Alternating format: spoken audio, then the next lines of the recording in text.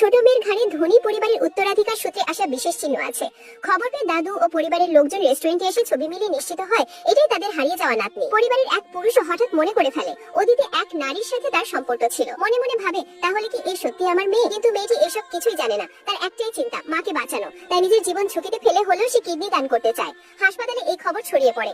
অনেক রোগী ও স্বজনরা সাহায্য করতে এগিয়ে আসে। মেয়েটি কৃতজ্ঞ হয়ে বলে, আমি এটা ফ্রি নেব না, মা সুস্থ হলে সব টাকা শোধ করব। কিন্তু দুর্ভাগ্যজনক ভাবে তখনই বিপত্তি ঘটে। মেয়েটি মাকে নিয়ে অপারেশন থিয়েটারে যাচ্ছিল, হঠাৎ ধনী পরিবারের এক উদ্ধত মেয়ের সাথে ধাক্কা লাগে। তার দামি ব্যাগ নোংরা হয়ে গেলে সে উল্টো মেয়েটিকে দোষ দেয়। তারপর নির্দয়ভাবে মায়ের চিকিৎসার টাকা কেড়ে নেয়। মেয়েটি কাঁদতে কাঁদতে বলে, এটা আমার মায়ের বাঁচার টাকা, দয়া করে ফিরিয়ে দিন। কিন্তু ধনী মেয়ে নিষ্ঠুরভাবে বলে, তোমার মা মরুক বা বাঁচুক, আমার কিছু যায় আসে না। এমন অমানবিক আচরণ দেখে চারপাশের মানুষ রেগে গিয়ে ধনী মেয়েটিকে তিরস্কার করে। কিন্তু সে অহংকারে বলে, আমি বড় ব্যবসায়ী পরিবারের মেয়ে, আমার বিরুদ্ধে গেলে সবাই চাকরি হারাবে।